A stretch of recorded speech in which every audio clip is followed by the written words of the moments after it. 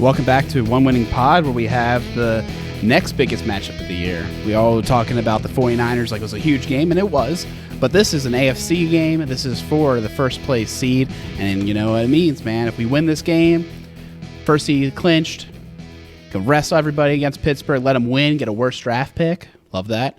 And then, boom, go ahead and get the week off, and then destroy people at home, go to Vegas and destroy them there, have a parade.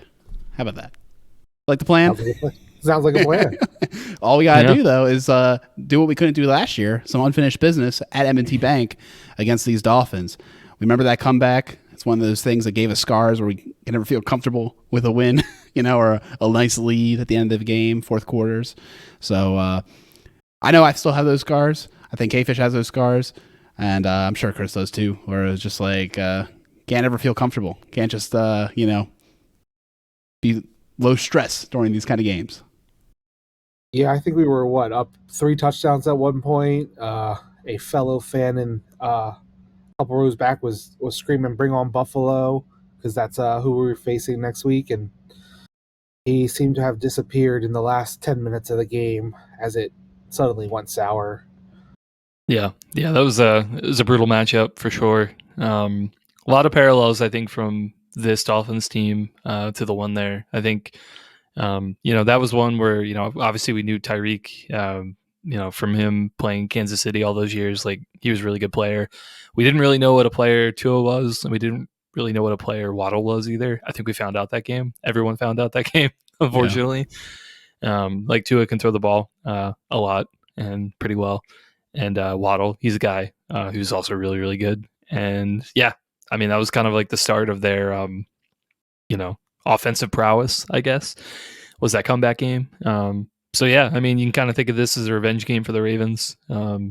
Certainly, a lot of the players still here who were there last year. So yeah, I think, I think, we were talking last week, or not last week, we were talking in the 49ers recap that the Ravens have wanted to be the underdog and wanted to find inspiration and drive, I guess, to keep them focused and keep them hungry.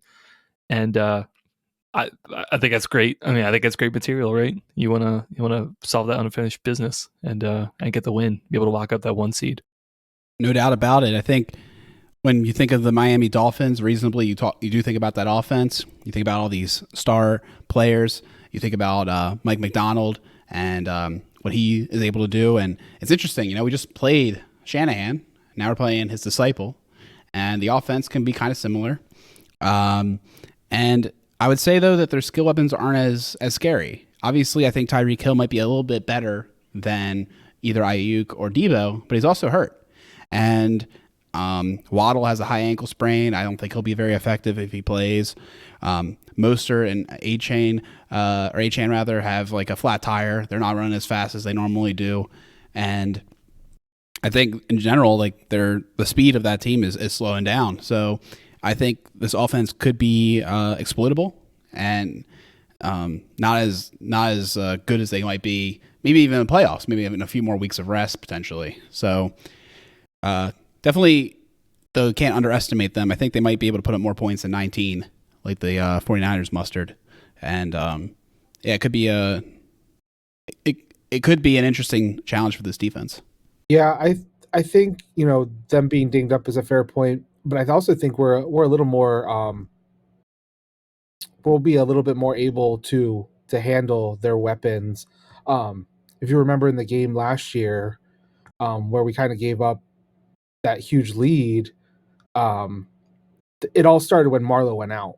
So then you had Jalen Armour-Davis on Tyreek, and then every once in a while you had Tyreek on Peters, who his game didn't really match up to what Tyreek is really good at.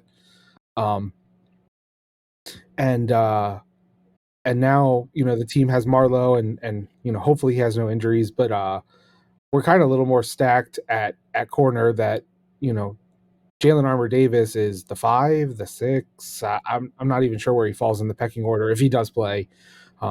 We have Darby, we have Stevens, Rock has played some. You have Marcus and Kyle.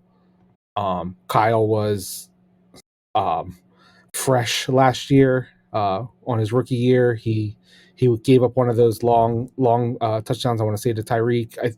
I think this team is more equipped to handle this offense now than they were, a year and a half ago.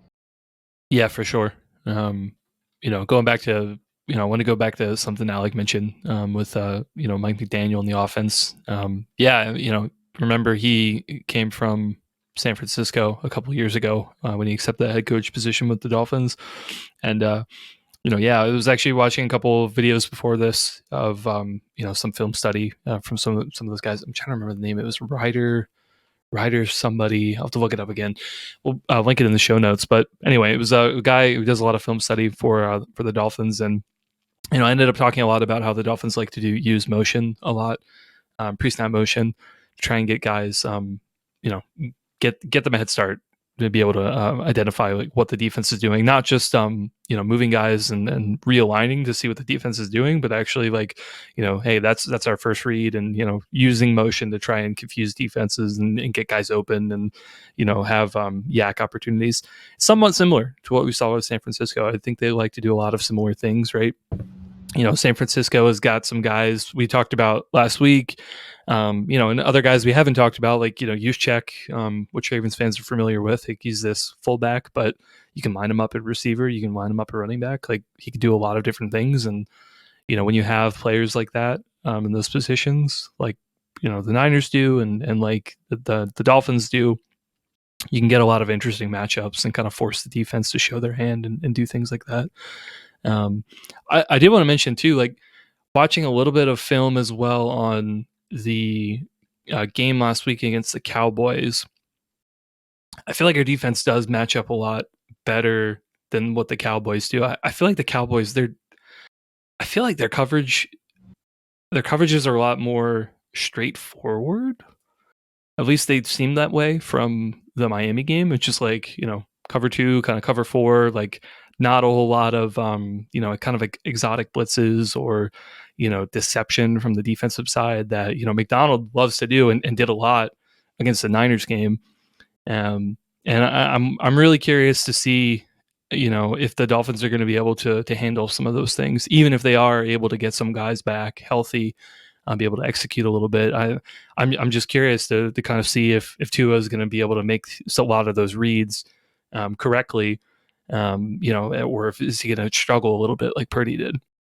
Yeah, going to the Cowboys, I don't think they kind of just have those elite pass rushers, and they just say our guys are going to beat you, and the coverage just has to hold on long enough, and they don't do, like you said, they don't do those exotic blitzes because they have Micah Parsons, who's going to rush the passer most of the time, and kind of to your point, that is also kind of what bit them right at the end, the very last play to ice it, to get them into range, and goes back to your point about motion. Tyreek came across the formation. The cornerback was following. He was kind of a little bit behind, so he tried to pick up his pace to stay ahead of Tyreek.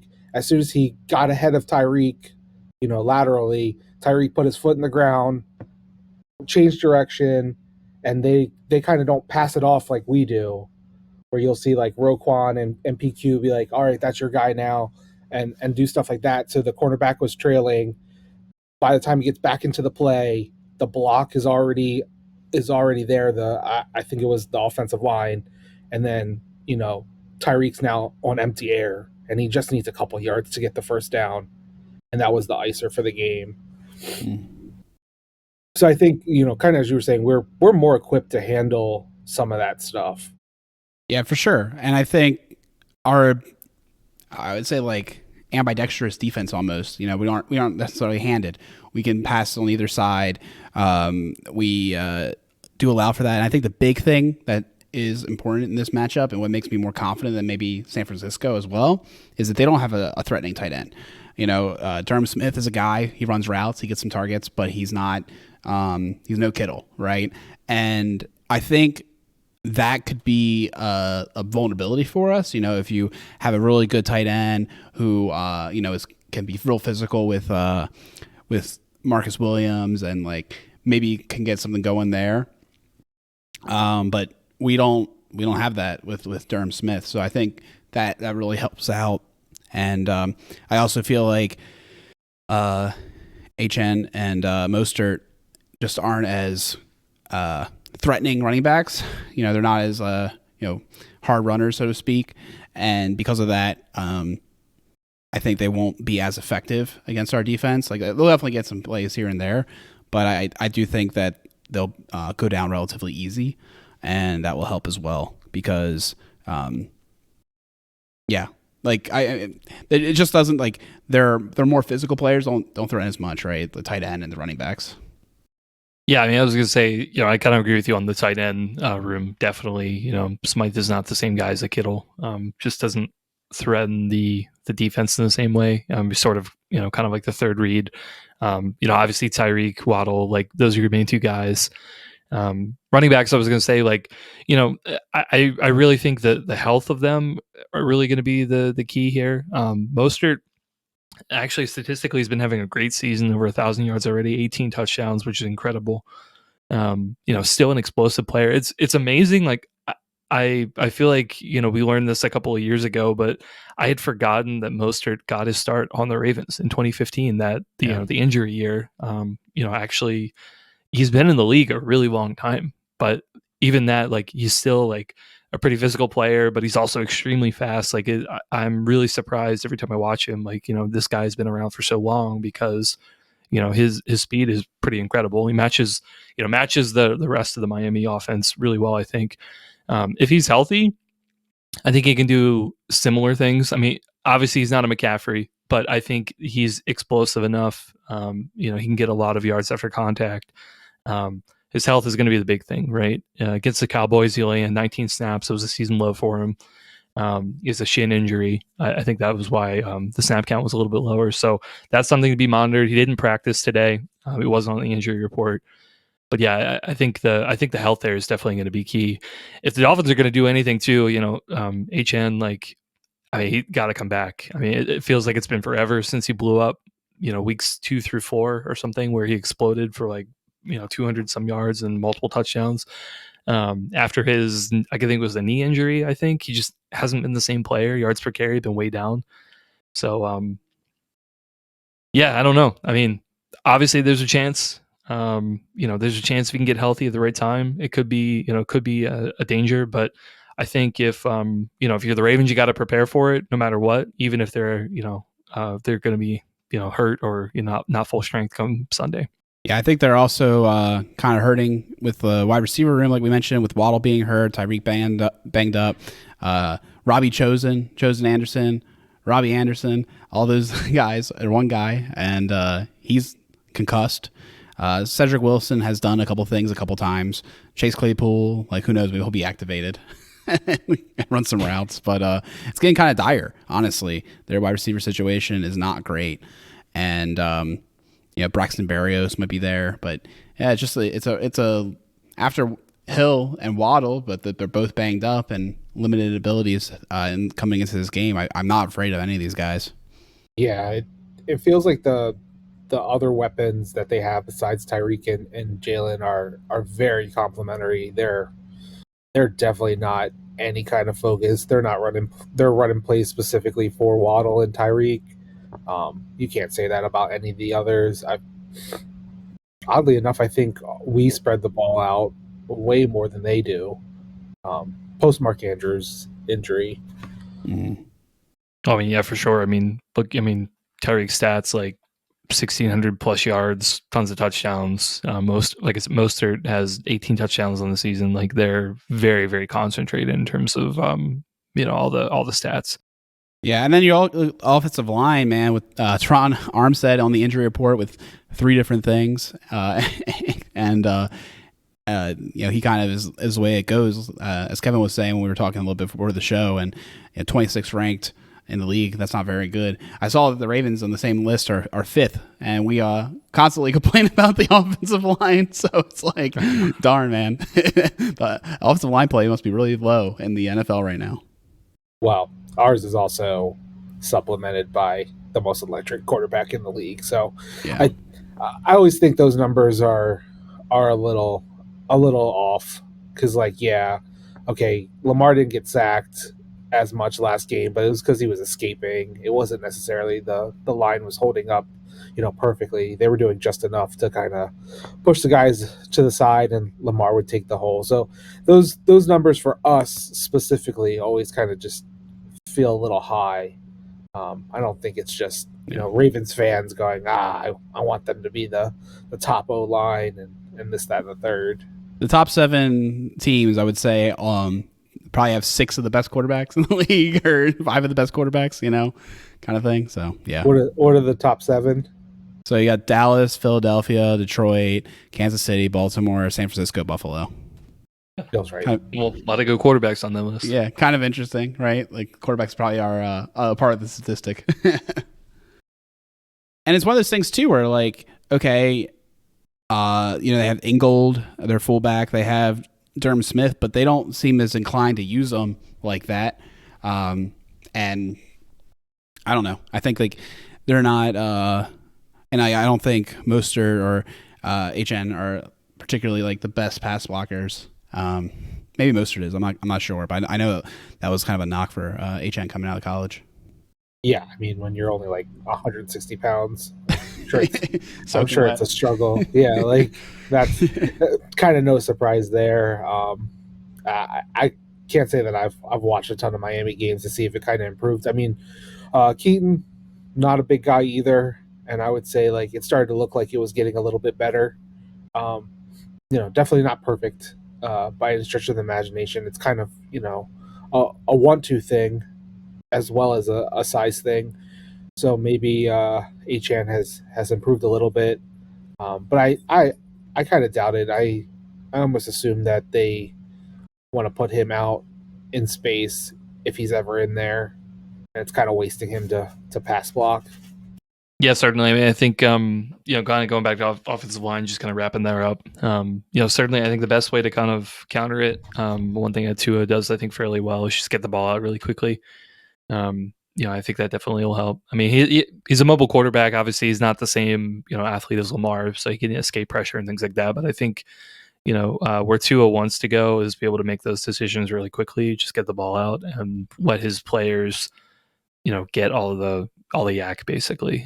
Like I said, their offense is really predicated on speed. So that it's going to be really interesting. We talked about a lot of the injuries on this team, and who's going to be healthy and suiting up for Sunday. It could definitely affect them a lot. But on the other hand too, like that is kind of like a core piece of this offense, and they might have to go next man up and see what they can do. And for the defense, just doing what they can to try and, again, like disguising coverages, trying to confuse Tua a little bit, just give him an extra second to be able to process, like, okay, where what was the defense playing, like where are they going, am I able to make this throw? The more you can just slow that down, even if it's for a few seconds, like that's going to be really critical for our pass rush to get home. Well, another thing I wanted to point out too is with Tua, I'm looking at it. He only has 10 interceptions on the year, and he only has 2 games where he has 2 picks. One was against the Jets, and one was against the Giants with Mr. Wink. I'm thinking that he's going to throw maybe 2 picks again. I think he's kind of similar to Purdy. I know we were kind of talking about that offline as well. And I think you can get him in a similar way. The limited arm strength we observed last time we played him too. Like I think we might be able to get him a couple times. So that's something I think to look out for too, is if we're able to generate picks or confuse him or get him off his A game. Yeah, I mean, I think kind of similar to Purdy, he's a spot thrower. I think we talked about it last pod. I'm not positive. So if we saw an interception similar to the Hamilton one in the red zone, not necessarily having to be Hamilton, but I wouldn't be too surprised if the read was right until it was wrong and someone intercepted it.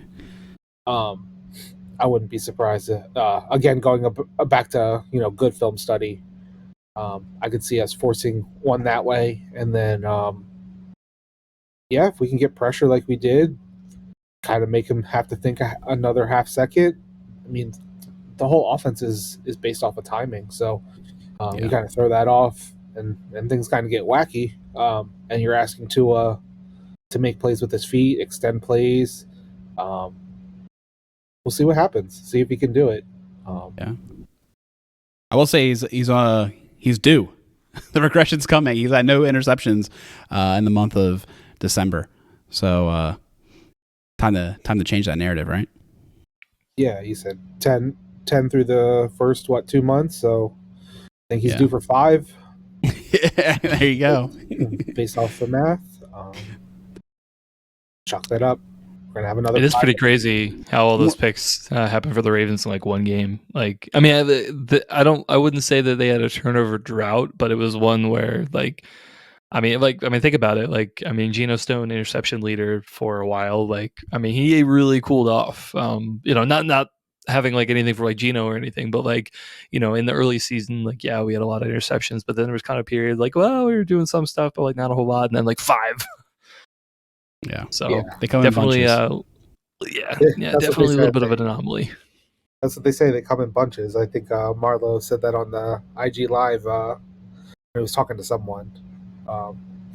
So, but it makes sense though in a way, because like it's one thing to get like a tip ball or an errant pass. It's another, like when you said like the film study aspect. Like if there's some tells that you really can like go off of, that can help a lot. So yeah, I feel like sometimes they know stuff. I remember like what? Oh, it was against the Lions. Like they'll never say what it was, but they acted like they knew the plays before they were happening.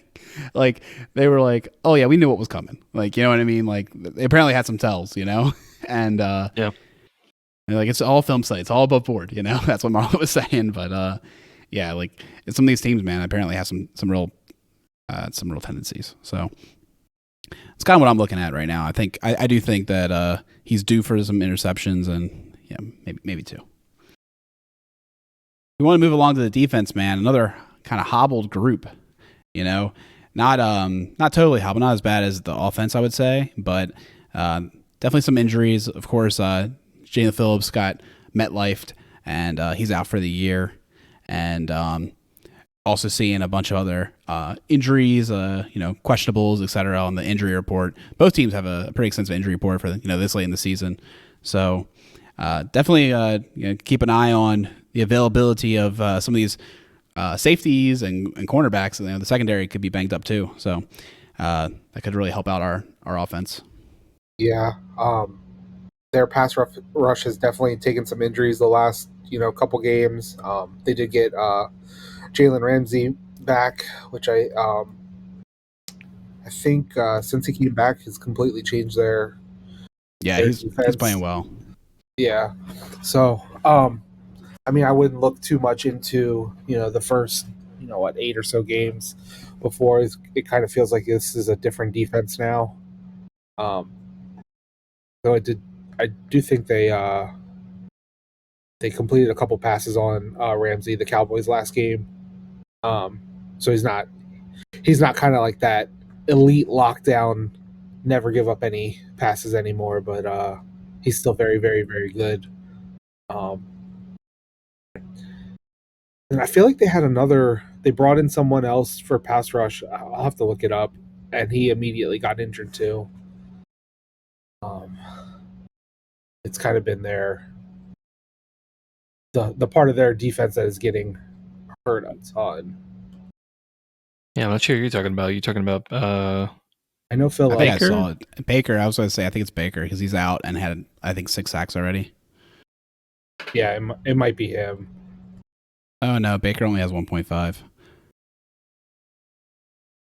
But I mean, basically, the point that I was going to get to was, Van Ginkel. You made up Van that Ginkel. No, that's a real guy, Andrew Van Ginkel. No, Ginkle, not Ginkel. I see it now. Yeah, like Andrew Van Crinkle cookies. Like after the No. Ginkle, Van Ginkel's actually having a good season. Yeah. As well. Yeah. the point that I was eventually working up to was like we should be able to run on this team with all their injuries. As you said, our O line number 5. Still think that's a little fake, but you know, uh, and Pollard didn't have a good game, I think, but Pollard's been kind of not great this year. So I think that's something we could attack, and you could see, 200, 300. Well, I shouldn't get too crazy. 200 yards on the ground from us. It might be something we could attack, and take their elite, you know, cornerbacks and safety out of the equation, kind of, and force them to tackle as well. Yeah, I mean, I think it's a good idea regardless. Yeah, like we talked about in the other episode about the run game did okay, but it was also one of those things where we're like, well, we were passing a whole lot, and when it kind of counted, the run game kind of stalled a little bit. So yeah, trying to reestablish that, especially at home, like I think it's a good idea. I definitely agree with that. Yeah. I'll add this, guys. I noticed it when I was looking at the depth chart, and I confirmed in the snap report for the Dallas game, for instance, they only have 4 active defensive linemen, and they play their butts off. Wilkins has 92% of snaps. Sealer has 85% of snaps, and then Davis and Hand 35 and 17 respectively. Like, that's ridiculous. You know what I mean? Obviously, they use some of these edge guys as well, I guess, have their hand in the dirt. But I think only carrying 4 defensive linemen in a run game, that's that's a good recipe. You can tire them out. And I think, yeah, we definitely could run on them. And I also know that their inside linebackers ain't all that either. Wow, 4 defensive linemen for that whole roster. That is pretty incredible. I mean, like some of those guys are good. Like they're great. Wilkins they're very good guys, but they're thin. Yeah, wow. Yeah, I mean, we all know about Zach Sealer, the one that got away. He has 8.5 sacks this year. Incredible. Christian Wilkins has 8. And, so their defensive line's able to generate pass rush all by themselves. And that's definitely something to consider going into this game. Bradley Chubb has been an absolute force with 11 sacks and 6 forced fumbles. But, without his running mate, I feel like we might be able to, have a card on him and things like that and really, run at him, chip him like crazy and make sure that he gets tired out and neutralized. Yeah, I mean, it certainly could happen. Yeah, like I said, I think it's a great point that you brought up, K-Fish. Especially, I mean, just looking at these guys, like, pass rush, I think for them, I think is definitely, definitely one of their strengths. And with all the injuries that they do have and, with what the Ravens have been able to do in some of these against some of these other offenses that have good pass rushers, they've been able to neutralize them in certain ways. Running the ball is definitely effective. The pass blocking, if chipping guys, things like that, like they can take guys out of games. I was really impressed with what they did with basically stopping Nick Bosa. It had very little impact on the game, the 49ers, and but even despite Bosa being like the name guy, like Niners had a lot of really talented guys on the defensive line. So I think there's a lot of similarities here for sure. But the one thing I did want to mention too about the Miami defense, I feel like we talked about this last time. I feel like the last couple times we talked about with Miami, like they're a really interesting group. Like they may be thin in certain positions, and yeah, they might not be like the best in other position groups, but like they play really hard. They really do. Like I feel like I've gone into previous matchups thinking like, oh yeah, their defense isn't that good. Like we won't have a struggle with them at all. And I mean, the offense is stalled out in certain spots. So, I really, just want to caution, like, don't overlook them, because they certainly they can play really hard where it matters. And this is like you said at the top, this is going to be a game where it's going to be really important. It's going to be really important to stay focused as well, and don't overlook the opponent. Yeah, and we were kind of talking about this before the show, but I think it speaks to Mike McDaniel. He's definitely an X's and O's guy. He came from the Shanahan tree. He He creates a lot of difficult matchups on the offensive side, but I would also say he's a really good leader of men. He kind of gets that whole team and not just the offense to buy in. So I think that's where I think that's kind of basically what you're saying is, they play hard and it starts at the top. Um, and that might sound kind of silly or kind of lip service, but I think you see that from a ton of teams that don't have those type of guys, and they're also not the good teams. I would speak to our team kind of the most on that as well. Like that team is definitely bought in. They are, you have the quarterbacks running to set the edge. That doesn't just happen. That comes from the top. I think you should probably talk about the secondary. We kind of mentioned it a little bit with Jalen Ramsey returning from his injury, but a lot of other guys as well. That are I'd say a real strength of this defense, aside from their pass rushers. Javon Holland, their free safety, very good player. Ramsey, obviously, we talked about. Xavier Howard, another really good cornerback that they've had down in Miami for a long time. And former Raven, Deshaun Elliott, made his way down from Detroit, if I recall, and now playing for Miami.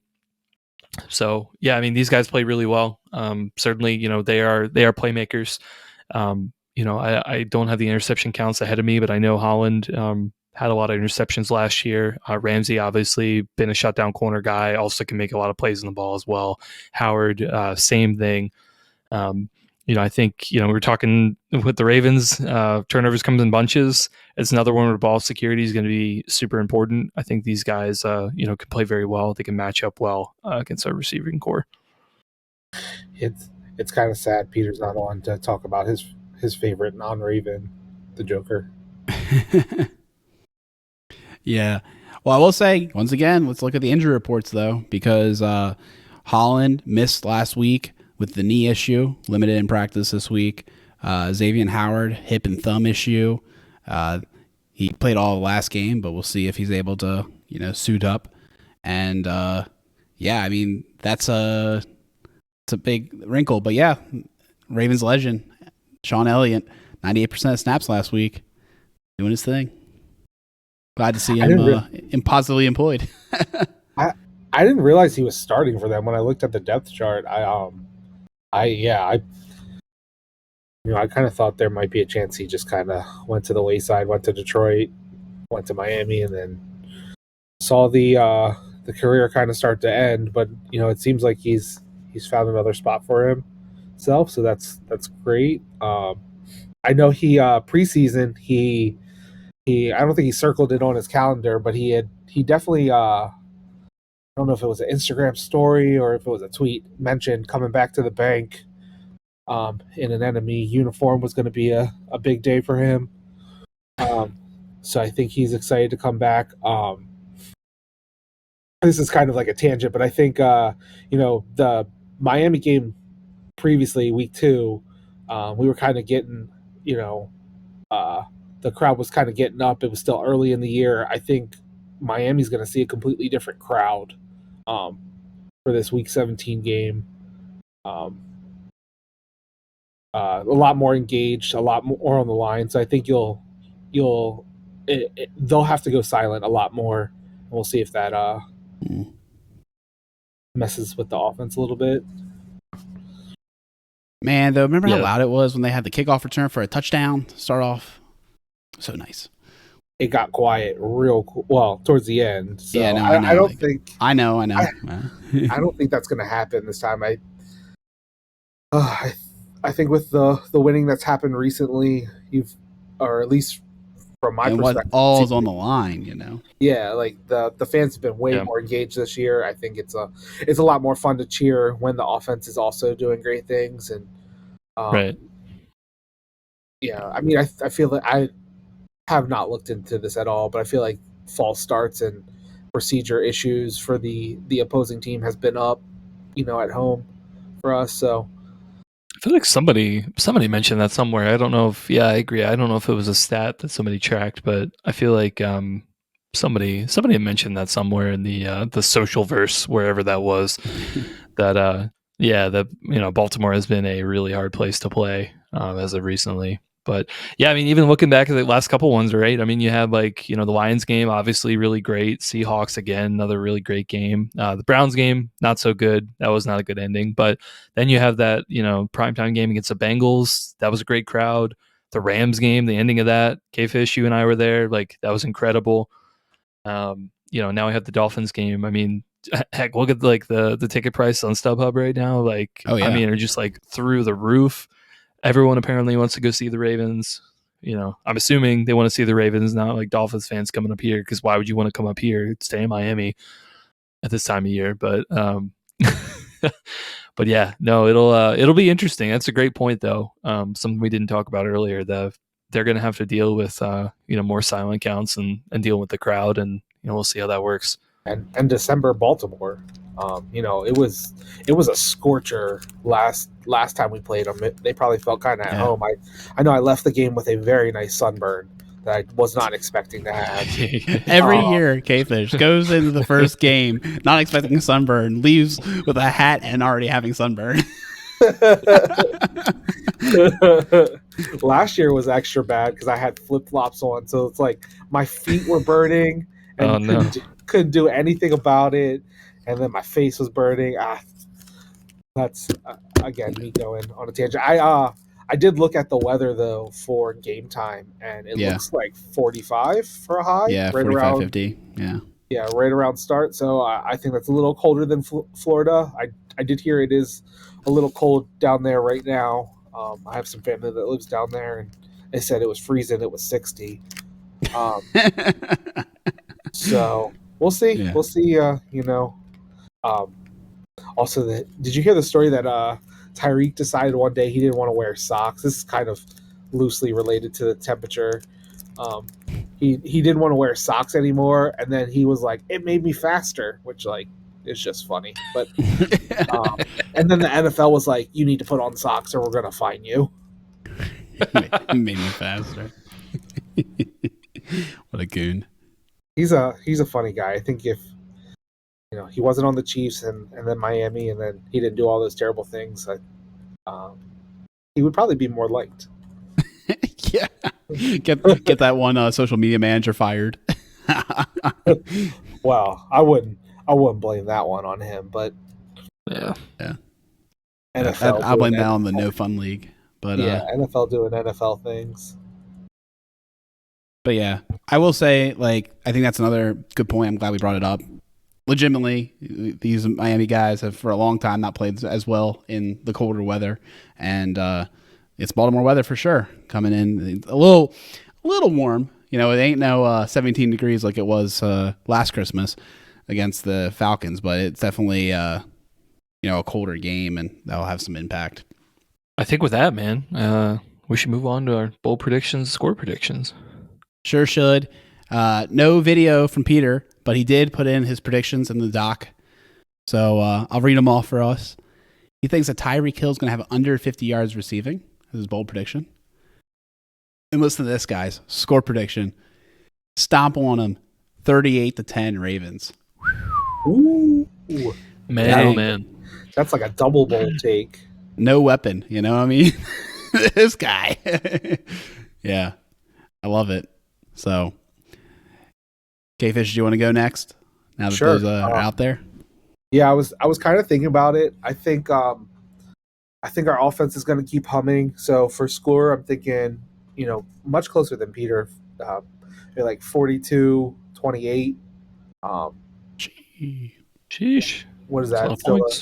Still a two score win.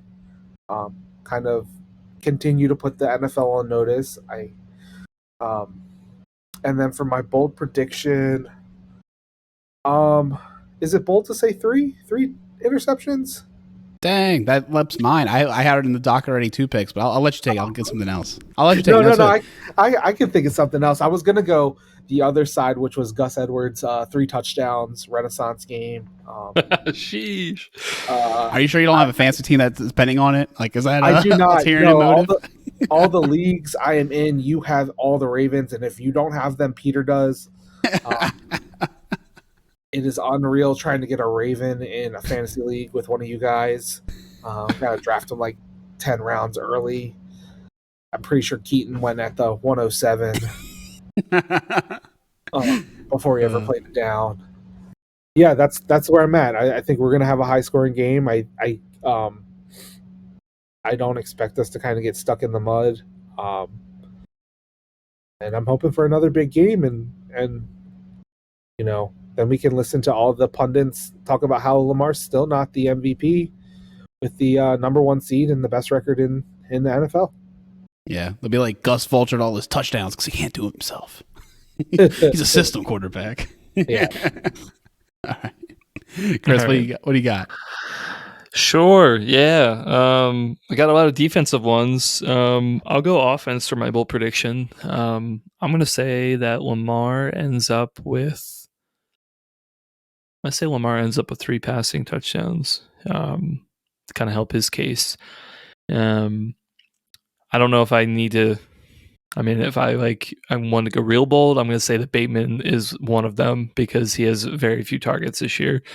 I'm not going to say the other two because, I mean, it can be whoever, but I think Bateman's probably bold enough. Yeah, I put it as extra credit. Okay. Yeah, I think he's locked in. I think he's going to continue to play well. And even though, leaning on the run game a little bit, I think, I think we'll try to find opportunities to be able to have him pass the ball a little bit more, particularly in the red zone. As far as score prediction, man, the injury report, it's still a little early in the week. I mean, recording this Wednesday night. So, obviously there's a couple more practices and injury reports that are going to come out between now and game time. A lot is hinging on that. I feel like for me, I don't necessarily see it a blowout yet. Like if we took like everybody on the injury report is not going to play, then like, okay, I guess I could see that a little bit more possible. But I feel like some guys are going to come back, some guys aren't. I think Waddle's probably not going to play, but like Mostert, he might play. Hill might play. Anyway, all that being said, I'm still going to pick the Ravens. I'm going to say, I'm not going to say 42. That seems like a lot of points for a Raven team. But I'll say 36-20 Ravens. Wow. Very similar to the 49ers game, just an extra field goal for the Ravens. 36-20 Ravens. Well, guys, like the over-under is 47, and we're favored by 3. Wow. And I'm like, this feels like a game. There's not as much juice, obviously, but this feels like a game similar to like the San Francisco game. If you feel like we're gonna win, like maybe tease up that point total, maybe do a little ladder action, because I think we can win by more than 3 if we win. Like, it's kind of like one of those weird Jekyll and Hyde things. It's like, I think they're either going to have an offensive plan that works against us and we're like, and they put up like mid-20s, 30s, or they're just not, and they're going to be in the teens. And I don't know, man. I'll tell you, Peter's trying to make me think naughty. He's trying to make me think like just in teens, low scoring for them. I'm gonna probably give them a little bit more sauce. I think I'm gonna give them 17. But I think the Ravens, man, they're going to score another like 31. That's the classic number for them, like 31, 30, low 30s. You know what I'm saying? So I'm gonna go 31, 17 Ravens, and that right there covers barely.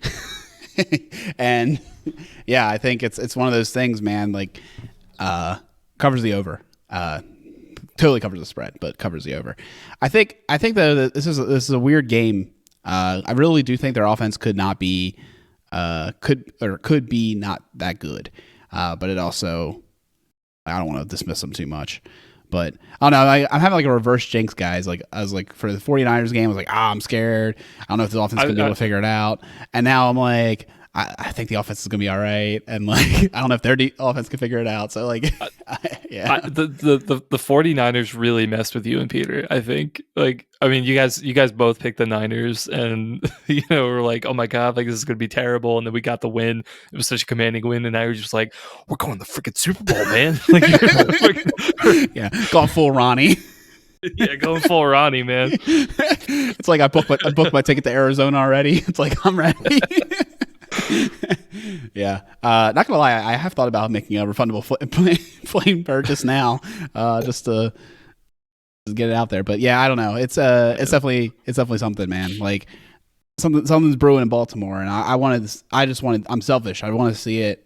I want to see a commanding win, or just any win. Frankly, any win against the Dolphins will work for me. And then like we can have that big celebration going home of number 1 seed, and knowing that the playoffs come through the bank, and that would be a beautiful thing.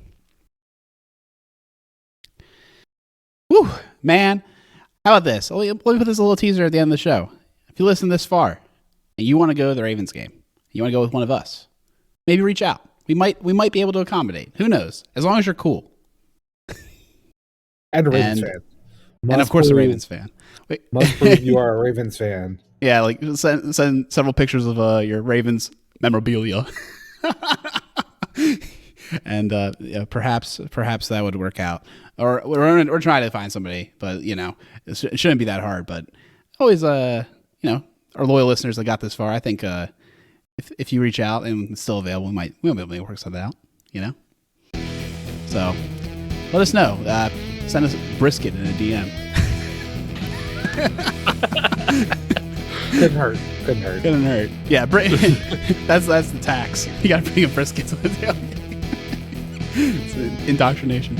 But now, guys, really appreciate it. You can find us on Twitter, on Threads, WinWinningPod, and of course, email us winwinningpod@gmail.com. And we'll be back hopefully after a big win. Go Ravens.